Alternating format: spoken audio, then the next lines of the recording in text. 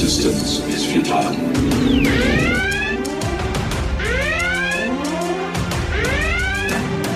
Boldly going where no show has gone before. This is The Week in Geek with David D. Squared, your source for geek and pop culture news that's trending now. Broadcasting from the Gregory Ricks & Associates Wealth Management Studios, here's D. Squared. Greetings, people of Earth! This is The Week in Geek, your source for geek and pop culture news that's trending now. I am your host, D Squared. All right, let me lay out the show for you today. We got to go, and we have New York City paramedic and now author Anthony Almojera. He's going to join us about his new book out now called Riding the Lightning. And it's basically the 2 years of like the COVID pandemic and what it's like working in New York.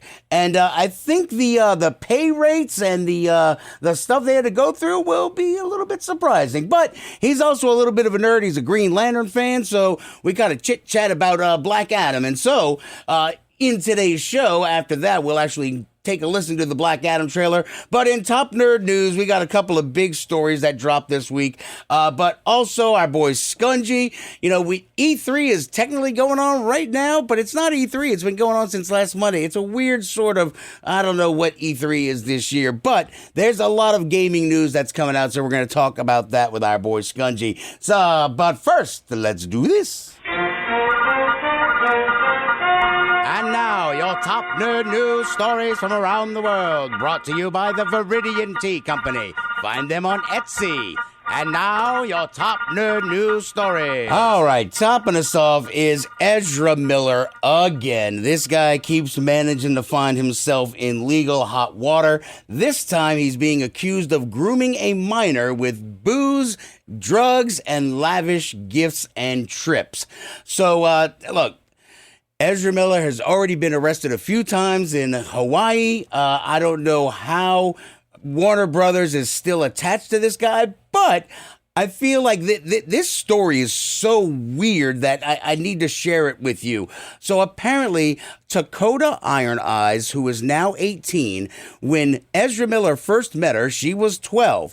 And it seems innocuous that he went down to the Standing Rock Sioux tribe when they were out there for all the activists were out there at the Standing Rock Reservation in North Dakota for the protests for the pipeline. And it seems that when she was 12, he was 23, and that he came out there and they became fast friends. Ezra Miller took, and I quote, an immediate and apparently innocent liking to Dakota Iron Eyes and began to formulate relations. He flew Dakota Iron Eyes and other Standing Rock tribal members to London, UK, to his set for Harry Potter and Fantastic Beasts. And in December 2017, during that time, he tried to sleep in the same bed with Dakota Iron Eyes, who was 14 years old at the time. That's what the documents are alleging. The parents are filing this complaint to the Standing Rock Sioux Tribal Court. That apparently he was prevented from sleeping in the same bed with her by a chaperone. Thank you, sweet baby Jesus. But apparently he has a pattern, and this comes from the parents, quote, a pattern of corrupting a minor, including marijuana and LSD and alcohol. He was paid for her to attend college and then used that against her to create a sense of indebtedness, states the legal complaint. Now, apparently, Dakota dropped out of school in December and then went to Miller's home in January, and apparently Dakota did not have a driver's license, and so basically they were beholden to Ezra Miller, who also goes by they. This whole situation is really getting kind of convoluted. The parents claim that it's a cult-like and psychologically manipulative, controlling behavior, classical, abusive, intimate partner violence behavior, and sexual predatory behavior. Crazy. Just to get all that stuff out there, it's unreal. So here's the thing. This is all according to the parents filing. Now, Dakota has come out and said that they have dropped out of school, but their comrade, Ezra Miller, the entirely aforementioned era, has only provided loving support and invaluable protection through this period of loss. So apparently, it's a parental fight, but none of this looks even remotely good, because now that the person is of legal age, Dakota Iron Eyes, it seems that they feel that their decisions are theirs. But what about the 6 years prior when you were 12? Okay, there are some messed up things going on in here. And to get to the point of all this, how the hell does Warner Brothers ever release the Flash movie? Okay, now bear with me. I'm not making light of this situation, but we're looking at the cancel culture as a whole. Warner Brothers, cannot put this movie out, and they cannot put it out in theaters because it will be boycotted. It'll be a huge black eye. The only way out for them is to give this movie away for free. If you've already got streaming platforms, they put it up on HBO Max, call it a day. Or you just CGI somebody else's face on Ezra Miller's, because there is no way anyone is going to go out and shell out money for this. And look, whether you're on the fence about cancel culture or anything else, this guy has been drunk beating women. He's been drunk assaulting tourists. And now he's apparently grooming underage girls through, booze, drugs, and college tuition. And as we all know, college tuition ain't cheap. So just put the Flash out there, or can it? I don't know which one, but they've already made the movie, so just put it out streaming for free. All right, moving on. Now, this news apparently dropped in 2016, but nobody noticed Kevin Conroy, the voice of Batman, the generational Batman. Everybody knows Kevin Conroy from Batman the Animated Series and so many other things. He has officially come out. Apparently he came out in 2016. But this year in DC Pride 2022 story, he writes a story of him, what it was like, being gay, and he coming out. And so he used like the whole, alter ego secret identity, because, he wanted to make it a career. And, a lot of times, unfortunately, if you say something or are something, they kind of hold it against you. So congrats to Kevin Conroy. Look, and it's funny, and congrats to the internet and all the trolls out there for not being total tool bags and coming out and, just making this dude's life hell. Because you screw with Batman, God help you. Do not screw with Batman. All right, when we come back, we got our boy Scungy with his pick of the week. We're going to talk some E3 stuff or whatever the hell it is. You know what? No, wait, I should play Batman going in. There we go. All right, so Scudgy's coming up, and then our guest tonight, New York City paramedic and author Anthony Almojera. This is The Week in Geek with D Squared on iHeart Radio. Da-da-da-da-da, da-da-da-da.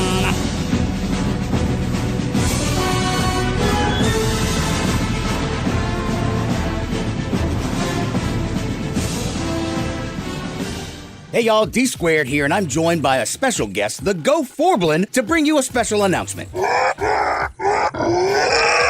That's right. Go 4 Games, your friendly neighborhood game shop since 2010, is moving to 4953 West Napoleon Avenue in the Napoleon Plaza. Keep up to date with the move and Go 4Blin's adventure on Facebook, Instagram, and Twitter at Go4GamesNola and Go4GamesNola.com. What's that? Oh, he says he can't wait for you to see his new pick of location at 4953 West Napoleon Avenue.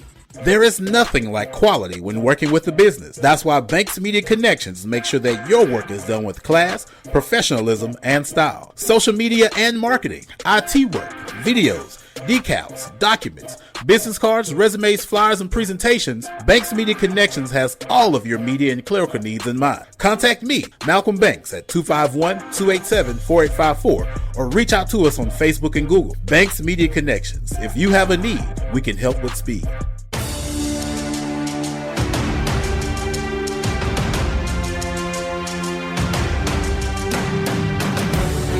My name is Optimus Prime, and you are listening to the Starscream here, and you are listening to The Week in Geek.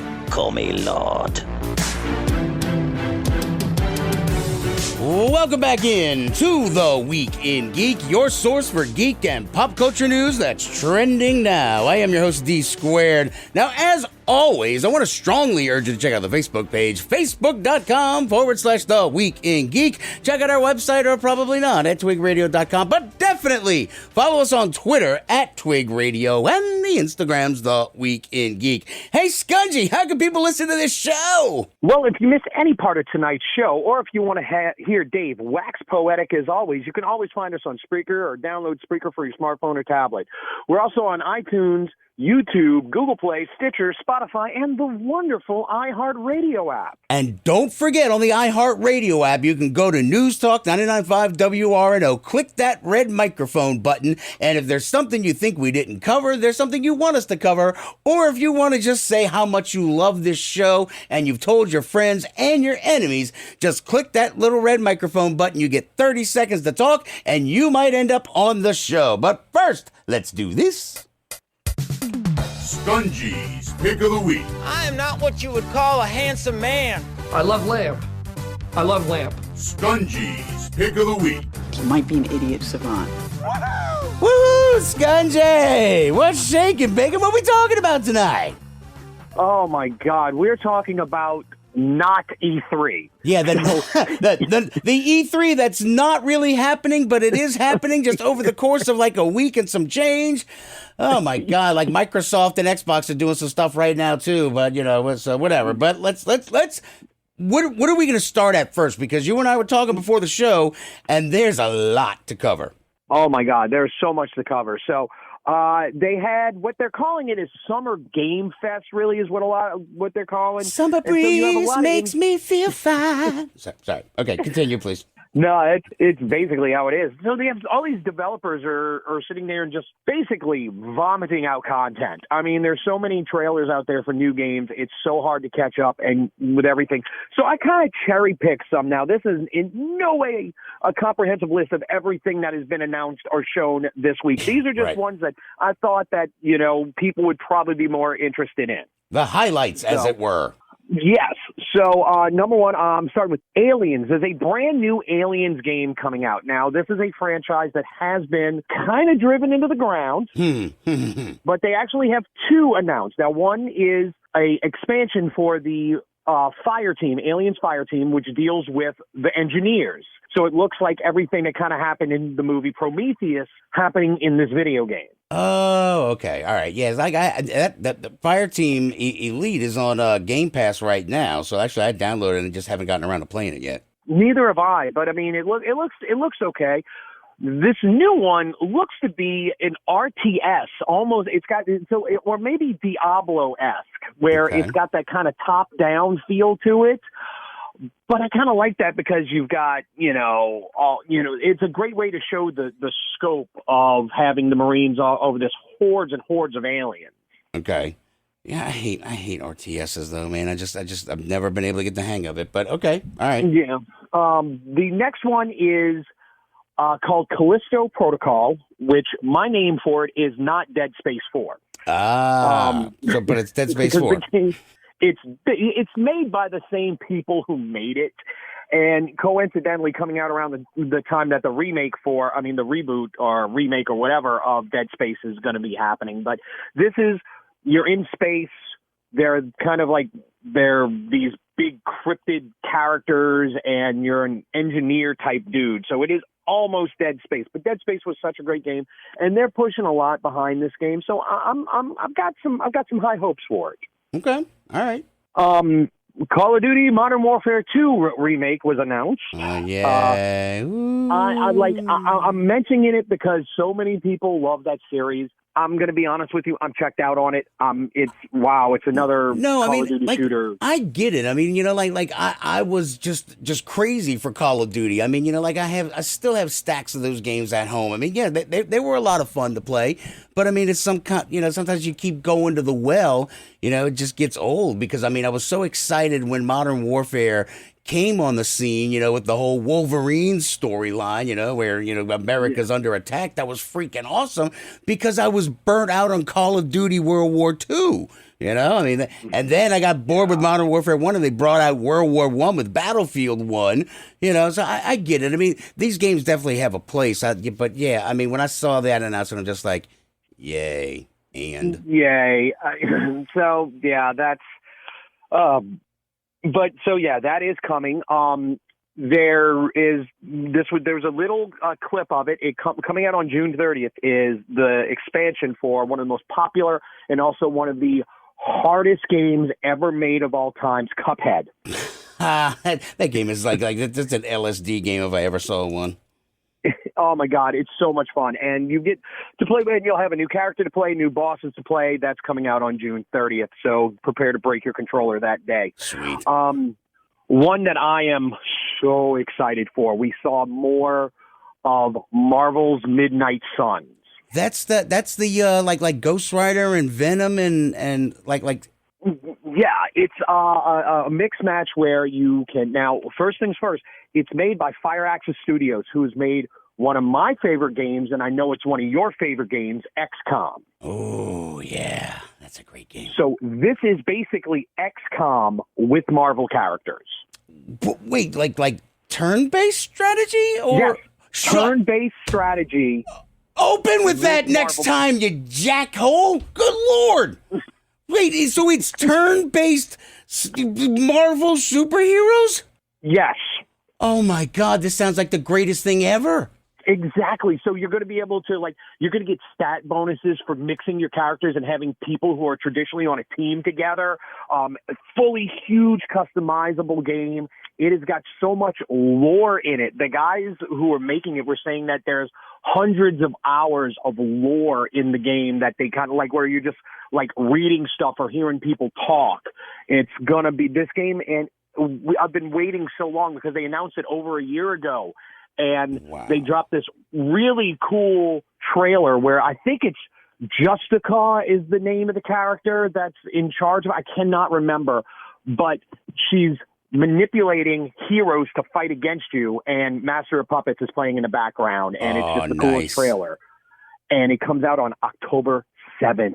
Really? Wow. Okay. Yeah, it's that close. Which game was it that was really fun? It was Diablo-esque. Was that Marvel Ultimate Alliance or whatever? That was Ultimate Alliance 1 and 2. Yeah. 3 can go into the trash. Yeah, no, those games were fun, but that was kind of like, it was like Diablo, but real turn-based strategy. Oh man, look, just a sidebar. I know a lot of people probably think that real-time strategy games are where it's at, but I'm a chess player at heart, man. I like to plot out my moves and decimate my enemies one turn at a time. But okay, all right, continue. What's next, buddy? All right. So one of the other ones that they announced, Teenage Mutant Ninja Turtles, Shredder's Revenge. Yes. This is your old school beat-em-up side-scrolling game. It's been in development for a couple of years now. This is literally a love letter to the Turtles arcade game that came back in the late 80s, early 90s, that and Turtles in Time. The guys have been working so hard on making this game, and they just announced the final 6, they have playable characters. They have the 4 Turtles, April O'Neil, Splinter, and then they just announced Casey Jones as a playable character. Oh, nice. You get to play Casey Jones. That's awesome. The 2 best things about this announcement was, number 1, 6-player co-op. Shut the front door. You can play almost like the old X-Men arcade game back in the day. You can play 6 players simultaneously. And the game comes out next week. Oh, it comes out on the 16th of June, and it's also for those people who have Game Pass. Comes out on Game Pass day 1. No way. Awesome. Yay. Oh, happy day. Happy day. All right. I'm digging that. That's some great news, man. All right. What's next? And, so we're a little short, so I'm going to just hit these 2 more. So Warhammer Dark Tide. Now, I know there's a million Warhammer games out there. There's so many Warhammer games, and some of them are good. Most of them are trash. Yeah. But this one, Dark Tide, seems different. You're not playing a Space Marine. You're not playing like in Terminator Armor or anything. You look to be like just this ragtag group of like mercenaries or workers who get sent to go just kill things. And it seems a little out of the ordinary for the Warhammer franchise. It's a first-person shooter, but you get to also use like chain swords and the thunderbolts and the hammers and whatnot. But it doesn't seem to take itself too seriously like every single Warhammer game does. Right. Well, I mean, like what was the one with the rats and I don't know. There's so many, there's a lot. There's a lot going on with Warhammer. So, all right. Yeah. Cool. What's next? And then they announced, and this is kind of twofold, The Last of Us. Oh, okay. The Last of Us is one of the best games that's ever been made in the history of video games. I will fight people for it. They came out showing that all of a sudden for PlayStation 5, they did a remaster from the ground up of the original game using the PS5 engine. Now, remember, this was put on the PS3. This game looks completely different. It looks so good. I mean, and they use the original dialogue, but use new technology to give every character a full in-depth emotions and whatnot. But with that, they also showed the first screenshots of Pedro Pascal, and I cannot remember the actress's name, in the new HBO show Last of Us. The game itself, the remake, is going to be coming out on September the 2nd. Now, the show probably won't be released until 2023, but man, it looks, I mean, just everything talking about it, because the developers of the game are actually involved in it. So I think it's going to be something good. All right, and I guess finally, Gotham Knights, they got a release date on that one now, too? October 25th, but all they did was just show us like Nightwing, kind of teasing us again like last time. You get to see Nightwing play, but you get to play as all 4 characters now, and it does have an actual date. All right, that's going to do it. When we come back, Scungy, we're going to talk about a couple of new trailers that dropped for Netflix. Also, we've got Predators 5. Stupid COVID messed everything up. I sort of knew about it, but forgot about it. So when we come back, we'll talk about that on the other side. And still coming up, New York City paramedic Anthony Almojera, author of Ride the Lightning. This is The Week in Geek with D Squared on iHeartRadio.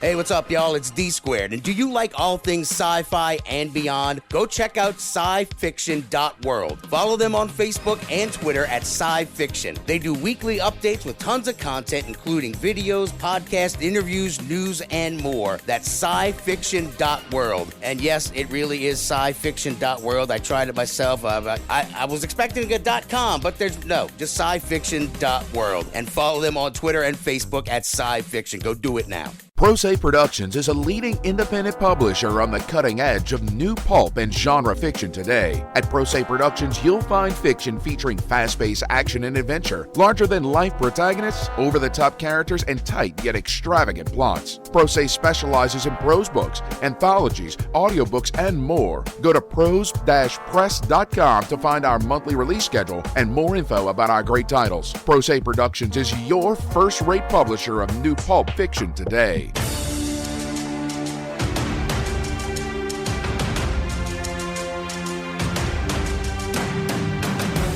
This is The Week in Geek, your source for geek and pop culture news that's trending now. Like them on Facebook and follow them on Twitter at Twig Radio.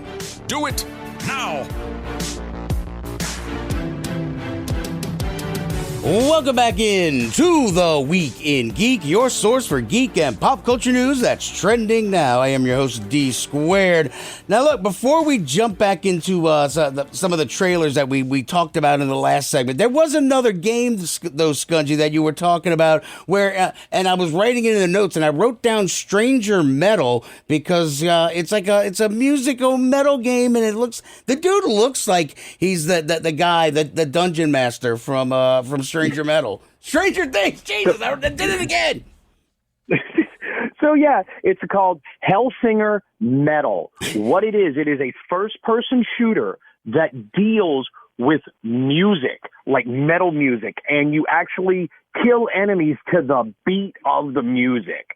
So you get people like Serge Tankian from, the System of the Down, and a whole bunch of other metal singers are sitting there making music for it. There's a demo available right now on Xbox, so you can go and check out this just really cool, unique little game. Yeah, like it looks like Eddie Munson. That's the name of the character in that. So yeah, Eddie Munson. And it's such a heavy metal sort of game. It's all. I mean, it's like kind of like, I don't know, like you went to a metal club and just like demons showed up or something like that. So all right, basically, yeah. All right, Stranger Things spoilers real quick, though, because while we're talking about this, I don't know what the end game is here. Do they just now kill number one? Because now we find out that, number one is Vecna, who's kind of running the Upside Down, but it was there before. So 11's not the cause of the Upside Down. It's number one. And, the Stranger Things, with Eddie Munson, like he's up on a roof somewhere, slaying the guitar. And that's like when I saw the metal game, I'm just like, wow, this looks like I'm watching, Stranger Things, man. So like, I'm still not understanding the theory of the Upside Down yet. But it seems like was it created in the 50s or was it created in the 80s? I don't know. Well, remember what they said, that Vecna is the general of the Mind Flayer. So the Mind Flayer had to have been there before, and since Vecna came in there, what I'm guessing is that he's using him to try to open the gate so he can make it into our world. Ah, okay. All right. Well, that makes sense. I mean, if they're doing some sort of, going back in time, sort of, or not time travel per se, but I think that, it opens up so it doesn't have to be just pure 80s. And now that these kids are all grown up, I don't want to see middle-aged people. I mean, we saw that in It Too, when middle-aged people strike. It's not a fun thing. But I agree. It opens up different time periods, which is a perfect segue for this new movie that's coming out on Hulu on August 15th. It's basically Predator 5, but it's called Prey. Listen to this. Why do you want to hunt? Because you all think that I can't. I saw a sign in the sky. That was a spaceship, okay? I'm ready.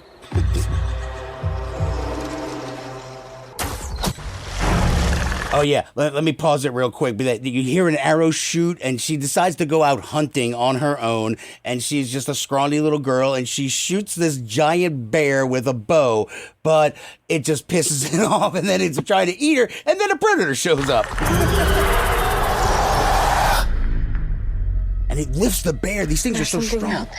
I'm coming with you. You can't. I'm trying to protect you. Protect me from what?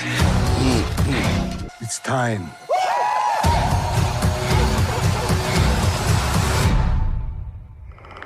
Yeah. I love that sound, dude. It knows how to hunt.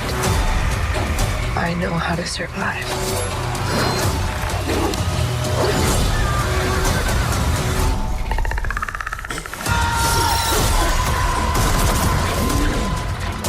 So during all this hacking and slashing, Scungy, you see that there's some frontiersmen, because some guy is like, like I don't know where it takes place. I don't know if it's Comanches or I don't know what Indian tribe it is, but like you see like fur traders. So probably they'll kill some Frenchmen or some Englishmen. Who knows? It could be Lewis and Clark for all I know. But the cool part is that they're bringing in other people for the Predator to kill.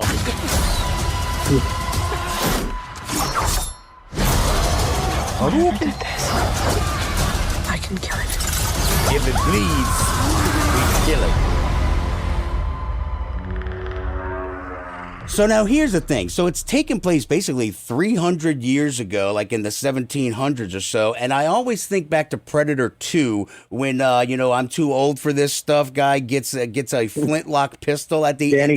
Danny Glover gets that flintlock pistol at the end. I mean, here's the thing. All right, we get it. the predators have been coming here forever, and now, you're going back in time, which means you can plumb the depths and do other weird things. But this one sort of goes back to Predator 1, where they're out in the wild. There's a survival horror element to it. Okay, cool. I dig that. But when the flip, are we going to get, the Predator, the origins? Like, what were they doing 300 or 400 years ago when they decided to constantly visit our planet to hunt us? Like, how advanced is this species that their spare time is spent hunting other sentient species? I want to know what's going on in the predator world. I want more of that. Why can't we get that crap? And we get, I don't get it. Maybe they're just rich aristocrats that are bored with the humdrum of life, and they sit there and they get on their yachts and they go to the third world planet and go, to kill the locals. I guess that makes a sort of smidge of sense. It's like the British colonial empire. They're like, let's go hunt some tribesmen today. Pip, pip, cheerio. Exactly. Pip, fill up me musket, mate. Oh, my God, that's just awful. But, I don't know, this one, I remember seeing a trailer for where it looked kind of cool. If it weren't on Hulu, I might watch it. But I think my son has a subscription to Hulu. Maybe I'll just steal his and watch it there. But I would never do that because that's just wrong. Now, I do have a Netflix subscription, and this new movie that's coming out, it's coming out July 8th. This one really smacks of How to Train Your Dragons meets Pirates of the Caribbean here. There was a time when sea beasts would ravage our shores, and no ship was safe on the sea. But those days are over. The soundtrack's awesome, Today, too. valiant warriors battle the beasts far beyond the horizon. You're Jacob Holland, a weapon against nature's darkest design. And I'm joining your crew. Oh, no, you ain't. Hey, put me down! Let me go! We'll be off to kill a monster! Ow! You stowed away? Yeah. I like this kid. So I'm going to stop it right here real quick because basically you've got, Hiccup, who is just, a scrawny little Viking, but now you've got a scrawny little girl who's stowed away on the ship and she wants to go help them fight monsters. But along the way, Scungy, she meets a cute little monster, though. Who knew? We're dropping you off at the nearest port. Hunting ship ain't no place for a kid. But you joined the ship when you were my age. Hold on, Maisie! And look at you now. That's not the same thing. Isn't it? No, it isn't. The Drakemoor's thick with monsters. Monsters that want to eat us.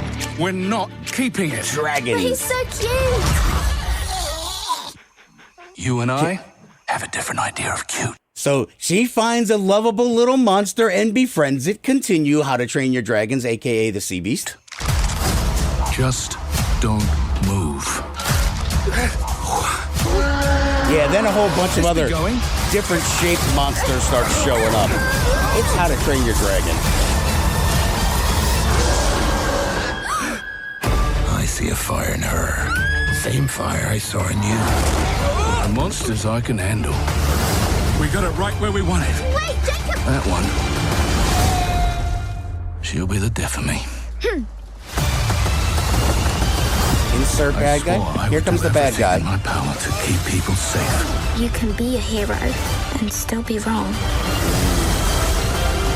The ocean has sent us its worst, then we'll send it right back. Back to hell! Bloody monster.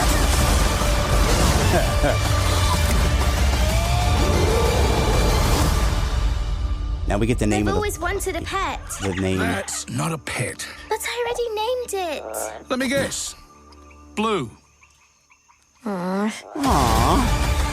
So basically, you've got another bad guy who's trying to kill all the monsters too. But I guess she gets this new guy, to see the error of his ways, that these monsters are really lovable, huggable little things, and they're misunderstood. And then the bad guy, they've got to either defeat him because he's killing all the friendly little monsters. So How to Train Your Dragon comes out on Netflix July 8th. How do they get away with that without copyright infringement? Because they changed all the places, names, and figures, and they did some different drawings. The dragons don't have wings. They have tentacles. Come on, man. It's real simple. All right, speaking of tentacles, man, they go underwater in Obi-Wan Kenobi. They go underwater into the Inquisitorial Squad's, room, Sanctum Sanctorum, whatever you want to call it, and they find frozen bodies. Are those... They're like in amber. I'm not sure. Are those people dead, or are they being kept as trophies, or are they frozen in They're InGen to open up a theme park years later. They're going to combine it with frog DNA. Ah, okay. All right. So Jedi World. Yeah. Jedi Dominion and the Jedi Park. Yeah. Okay. That makes perfect sense. So this one, look, Darth Vader pops up again, badass as always, starts choking a chick, and he's like, I told you the error of your ways you would pay. But the weird part is Obi-Wan seems to be getting his powers back, Scungy. He's slowly getting his powers back so that when he sees Darth Vader again, he kicks his ass, and then the master and the learner. But also, one of the other things that popped into my head was when he goes in there. Well, let me go. Spoiler. Spoiling Obi-Wan Kenobi, episode 4. When he goes down there and rescues her, I mean, he runs the gauntlet. He kills so many stormtroopers, and then, they escape. And, using the Force, he holds the sea back with his Force powers, when before on the ship ride in, he couldn't move a little coin. But Obi-Wan Kenobi, help me, you're my only hope. And now that makes more sense because she was getting kidnapped by the Empire again in A New Hope. And she's like, I'm going to get dragged to the Death Star. Who's the one guy I know in this world who can invade an Imperial base, kick wholesale ass, and then walk out the front door with me? Help me, Obi-Wan Kenobi. You're my only hope. There you go. Yeah, it makes complete sense. I mean, I think one good thing I like about this show is that it's got really good pacing. I mean, every episode just paces so well and gives you just like a little bit of like, oh, I need to see what happens next, which I think is pretty brilliant. There you go. All right. When we come back, we're going to be speaking with our guest tonight, New York City paramedic Anthony Almojera, author of Ride the Lightning. He and I talk a little bit about the, everything that's in the book, and there's some weird, crazy, depressing stuff in there, but also he's a Green Lantern fan, and we're going to talk about Black Adam. So all that's coming up next right here on The Week in Geek with D Squared on iHeartRadio. Oh, and the Munsters came out. Yay. Box tea again? Why don't you try the tea blends from the Viridian Tea Company? They sell blends that are guaranteed to make you think outside the box. With blends like Quantum Mechanics, Caligula's Herbal Nerve Tonic, and Manta Ray Dreaming, your tea experience will be out of this world. Look for the blends at Tubby & Coos Mid-City Bookshop at 432 North Anthony Street or online at Etsy at the Viridian Tea Company. So put down the box and order some tea from the Viridian Tea Company today. Sincerely, your taste buds. D4 Tabletop Gaming Cafe at 8228 Oak Street wants to remind you that they are open for business. Tables are available for your next game night. Also, the Adventurers League is still running on Fridays at 7 p.m. and Magic the Gathering drafts are still on Saturdays at 1. So come over and check out their expanded inventory of miniatures and miniature paints, board games, RPGs, and TCGs. Find them on Facebook at D4 Tabletop Gaming Cafe or stop by the shop at 8228 Oak Street, just 2 blocks off of Carrollton. Or go to their website at d4cafe.biz.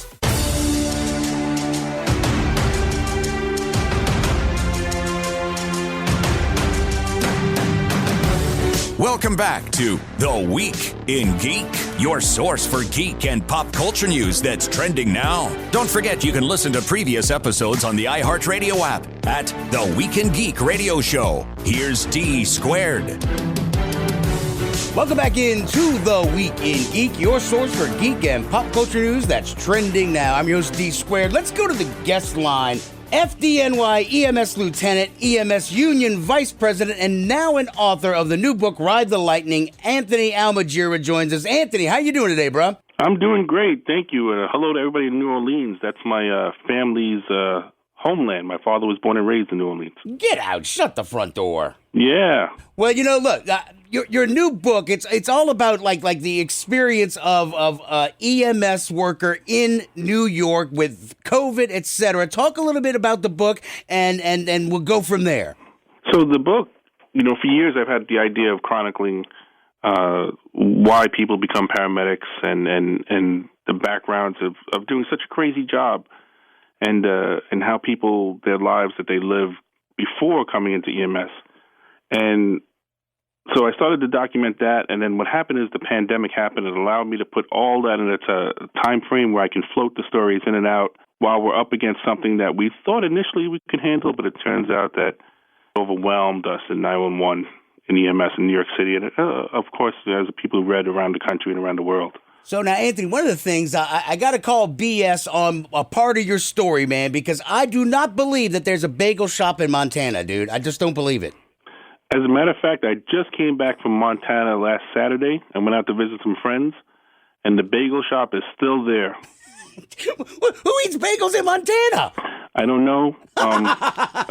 Somebody got lost on the way to California and decided, well, let me open up a bagel shop here since I'm lost.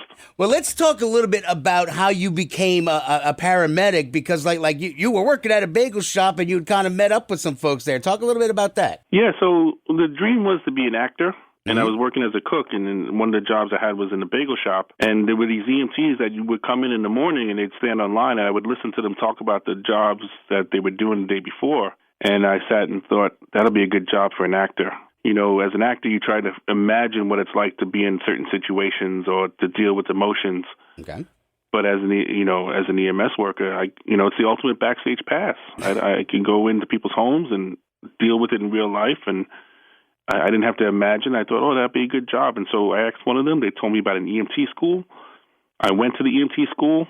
That was exactly 20 years ago, this June, that I graduated. Wow. And I've been doing it 20 years. Now I just act like I know what I'm doing as a paramedic.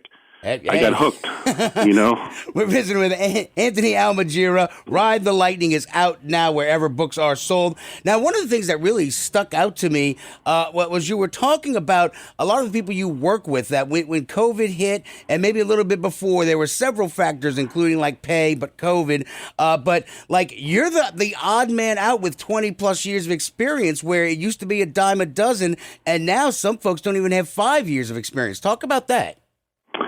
Unfortunately, not only in New York City, but around the country, EMS workers, paramedics, and EMTs aren't treated fairly. They're not held in the same pantheon as firefighters and cops.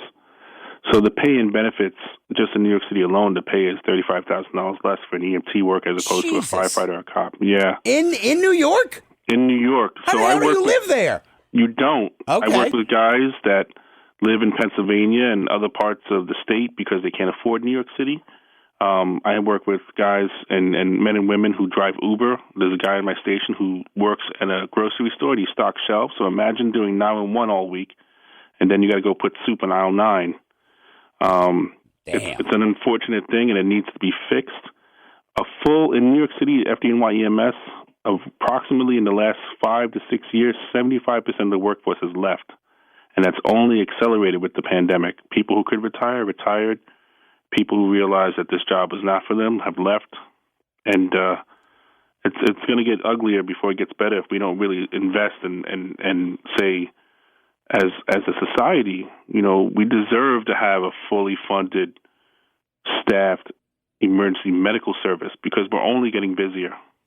We're only getting busier. Man, we're visiting with Anthony Almojera. Ride the Lightning is out now. One of the things you talk about is your friend Joe, like he was somebody who was like a mentor to you as well, and that was really when you knew that the I don't know, the bleep had hit the fan when COVID had started. Talk about that experience, man. So I started the book in October of 2019 because one of the guys who was a mentor to me retired that June. His name was Joe Jengis. Okay. He was a Turkish immigrant, drove taxis in New York City in the 70s, and started his own business and had a dance studio, and a real New Yorker, real New Yorker story. And he decided to get into EMS and, worked his whole career helping people. Super nice guy, taught me the ropes in many ways about how to manage the service and to make this a long career. And so he retires in June, 62 years old. He's got all these plans about traveling and everything else. And in that October, I respond to his house, which he lived in the area that I worked. And I walk in, and he's sitting at the edge of the table, and I look down. I go, "Oh, Joe, what's up?" He goes, "Anthony, thank God you're here. I can't breathe." Jesus. And he was having a massive heart attack. And a few days after that, he died. And you go into strangers' homes and you try and detach as a medic, right? Right. You try and provide comfort to the family and what I call, a shift where a grief transfer, where you put your arm around the family, you say, "I'm sorry, we did everything we could," because obviously we can't save everybody. But how do you do that with Joe's family? Right. Who's putting their arm around me or the people that were working on Joe who all knew him? And that really shook me. And it really just set up what was coming for me emotionally. Right now as I'm talking to you, I'm looking at the scar on my arm from you blew out a bicep, right? Yeah. Yeah. So I'll always remember him in many ways, and I'm thankful that he taught me so much. But it's sad because, unfortunately, EMS members, the ones that do make it to the finish line, some of them just don't get to enjoy the life after. Man, we're visiting with Anthony Almojera. Ride the Lightning is out now. Let's talk about something fun. We only got about a minute and a half left. I know you're a Green Lantern fan. Are you psyched about the new Black Adam movie that come out? Because the trailer just dropped yesterday, bro. Anything comic book related, I'm psyched, but I'm especially psyched for this because I think we're finally going to get the Green Lantern movie we deserve. What? Ryan Reynolds? What? Ryan Reynolds, he doesn't even acknowledge it. My bad. Yeah. I enjoyed it just because I was like, oh, look, it's on the big screen, so I try and just look at it through that lens. And they filmed it here in New Orleans, too. It was the airport right where I grew up out, New Orleans East, man. It was awesome. Yeah, no, I'm looking forward to it. I hope we get it. And then I can die peacefully. There you go. But until then, I'm hanging on for that. All seriousness, dude, are you all right? Because your epilogue does not end on a freaking high note. You all right, bro? Well, I'm doing okay. Remember, it's a year into life. I'm not letting you off the hook on this book. All right. People got to read it, and they're going to realize that those people that are flying down the street in an ambulance are human beings, and with all the complexities and nuances, just like every other human being, and they have to deal with other human beings who are living. So, yeah, I struggle with my own mental health and my own suicidal ideations. There you go. All right, brother. Thank you so much for all that you do out there, bro, and wish you the greatest success. Read the book, y'all. Ride the Lightning by Anthony Almojera. Anthony, take care of yourself, buddy. Thank you for everything, man. Thank you, and thank you to everybody in New Orleans. And I love the city, and I hope everybody's well, and I hope they enjoy the book. Thank you for having me. Yes, sir. All right. So before we wrap up tonight's show, he and I were just talking a little bit about the Black Adam trailer. So here we go, the Black Adam trailer. The world needed a hero. They got Black Adam. Black Adam, what have your powers ever given to you?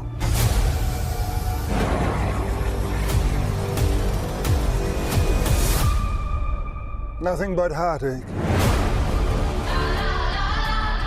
I was a slave until I died. Then I was reborn a god. My son sacrificed his life to save me.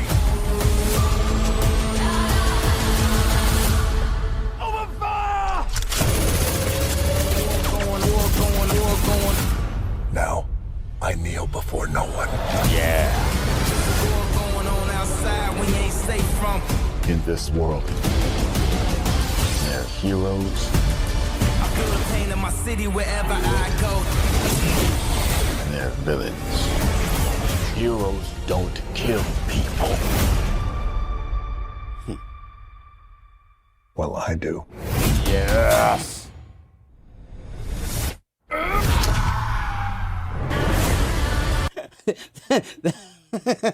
That was when this guy hits him with a metal baton and it just bends, and then you see that. Ah! All right, let's get back to it. My vision has shown me the future. It's Pierce Brosnan, Dr. You Fate. have two choices. You can be the destroyer of this world, or you can be its savior.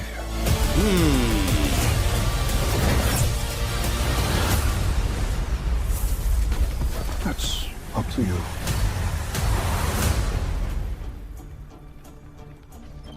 Oh, so this is at the very end of the trailer when he shows up and these two people roll up a window basically to protect themselves from Superman. And so then he catches a missile. They're like, you got a missile?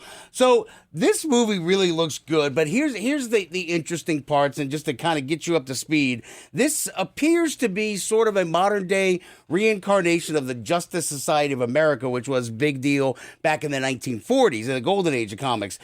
So Pierce Brosnan is Dr. Fate, who has supernatural abilities. Hawkman also has sort of supernatural abilities given to him by an Egyptian god. Pierce Brosnan was given to him by a Mesopotamian god, and Black Adam, his was given to him by some sort of crazy wizard in a cave. So this is a whole lot of the magical side of DC, and then you got Atom Smasher and then Cyclone. So we haven't seen a whole lot from them, but Atom Smasher is basically kind of like Ant-Man. He can make himself really giant and big.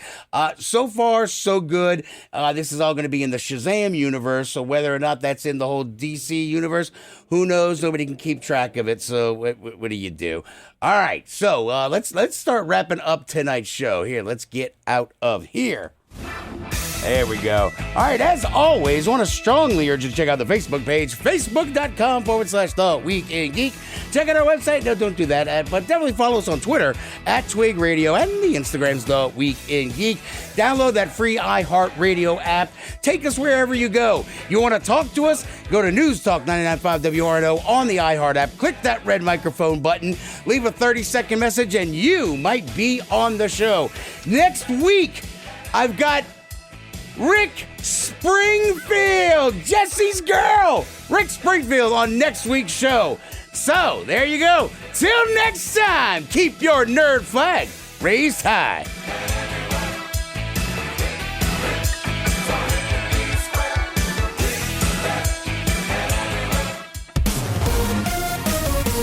WRNO FM, New Orleans, an iHeart radio station. Available everywhere on our free iHeart Radio app. #1 for music, radio, and podcasts, all in one.